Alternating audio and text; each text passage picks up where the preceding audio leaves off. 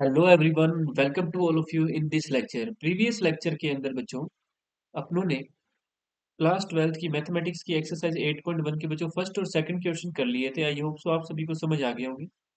ये देखो बच्चों, प्रीवियस लेक्चर में मैंने आपको क्वेश्चन नंबर 1 और 2 करवा दिए थे। बच्चों अपने क्लास 12th की मैथमेटिक्स के लेक्चर बच्चों अपने कंप्लीट कर रहे हैं चैप्टर 8 के।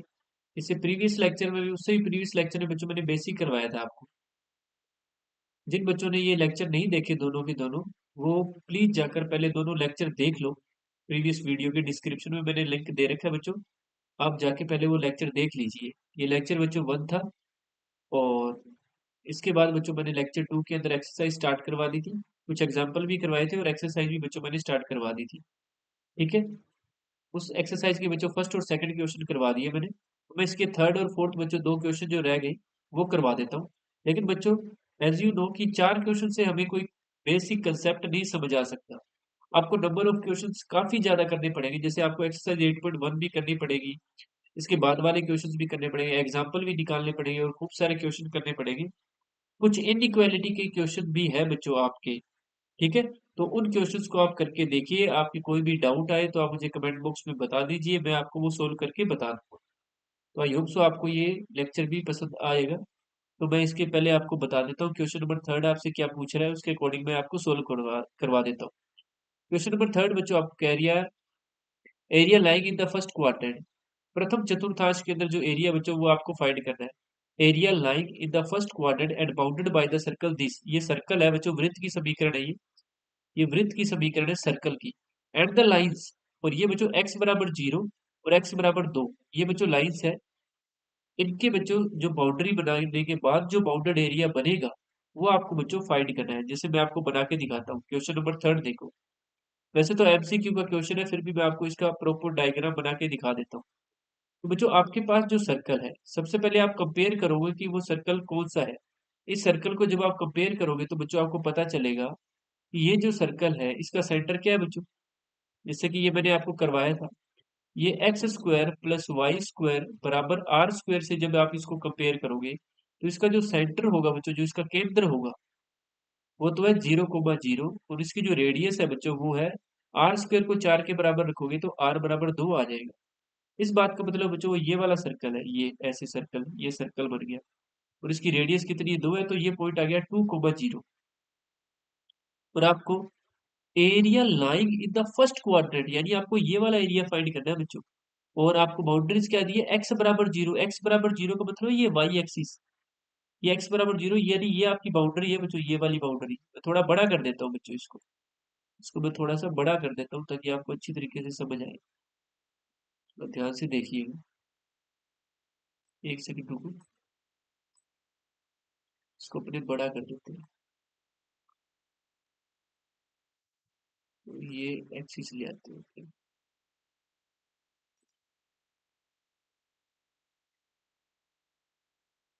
ये लीजिए बच्चों, आपको ये वाला एरिया फाइंड करना है, ये वाला एरिया।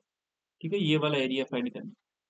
तो आपके पास लिमिट आपको मिलेगी, तो आपको इंटीग्रेशन करना है, क्योंकि उसने एक्स बराबर 0 बोला था ना। देखो, लिमिट निकालो, एक्स बराबर 0 से एक्स बराबर 2। एक्स बराबर 0 यानी वाई एक्सिस, ये है बच्चों एक्स बराबर 0। एक्स बराबर 0 यानी वाई एक्सिस, और एक्स इक्वल टू, ये एक्स इक्वल टू वाली लाइन बन गई बच्चों, ये एक्स इक्वल टू। अब ध्यान से सुनो, X equal to line, X बराबर 0 लाइन और फर्स्ट क्वाड्रेंट के बीच में सर्कल जो है ये वाला एरिया ही बाउंड कर रहा है ना। ठीक है, ये वाला एरिया ही बाउंड कर रहा है। ये वाला एरिया आपको फाइंड करना मैंने सिखाया था, आपको क्या करना है, 0 से 2 के बीच में सर्कल की इक्वेशन से वाई डीएक्स करना है। वाई की वैल्यू कहाँ निकालनी है, सर्कल की जो इक्वेशन दे रखी है आपको, कर्व की जो इक्वेशन है, ये जो कर्व है ना बच्चों, ये कर्व है आपका, वक्र बोलते हैं हिंदी में, इंग्लिश में कर्व बोल देते हैं। तो वहां से वाई की वैल्यू आपको फाइंड करनी है। आपको सर्कल दे रखा है बच्चों, X square plus Y square बराबर में 4। तो यहाँ से वाई की वैल्यू आप इजीली फाइंड कर सकते हो। वाई की वैल्यू आ गई बच्चों in square root 4 - x², 4 - x² dx।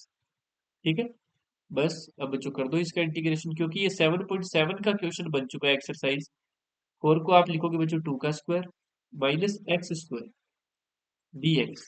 और ये इंटीग्रेशन मैंने पहले भी आपको करवाया हुआ है और आपको आता भी होगा।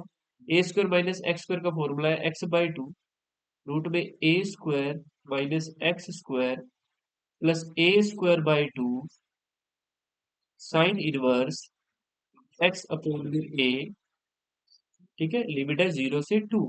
यहाँ पे ए कितना है बच्चों? ए जो है बच्चों 2 है, ठीक है। अब लिमिट पुट करो आप। लिमिट जब आप 2 पुट करोगे तो देखो बच्चों क्या होगा, ये x/2, ये जो 2 जब आप यहाँ पुट करोगे, यहाँ 2 पुट करोगे तो ये पोर्शन 0 हो जाएगा। यानी सिर्फ हमें ये कैलकुलेशन करनी है, ये कैलकुलेशन है 2²/2 साइन इनवर्स 2/2। तो 0 पुट करेंगे तो 0 हो जाएगा, इसलिए सिर्फ आपको सिर्फ ये कैलकुलेशन करनी है। तो इंटीग्रेशन 2²/2 तो सिर्फ 2 रह गया, साइन इनवर्स ये 1 बन गया। साइन इनवर्स 1 होता है बच्चों π/2, तो 2 से 2 कैंसिल आ गया, आपका आंसर आ गया बच्चों पाई। अब देख लो ऑप्शन में पाई है क्या? ये रहा बच्चों, ये देखो ऑप्शन ए जो है पाई ही है। ऑप्शन ए क्या बच्चों? पाई। ठीक है, ये अपना आंसर आ गया। Move to the next question. Question number 4 है बच्चों, area of the region bounded by the curve y² = 4x। y² = 4x क्या बच्चों? पैराबोला है। मैंने लेक्चर 1 के अंदर आपको समझाया था अच्छी तरीके से, ये क्या है? परवलय है, पैराबोला। और y एक्सिस और y बराबर 3, ये आपको तीन बाउंड्री दी है। क्वेश्चन नंबर जो 4 है बच्चों, उसके अंदर आपके पास बाउंड्रीज क्या है? y² = 4x, जो कि क्या है? पैराबोला है। लिख दिया करो परवलय या पैराबोला। परवलय या इंग्लिश में अगर लिखे तो पैराबोला, ठीक है। फिर उसने बोला वाई एक्सिस, ठीक है, ये बाउंड्रीज है, कोई इक्वेशन दे दो। एंड थर्ड भी है, तीसरी क्या है बच्चों अपने पास?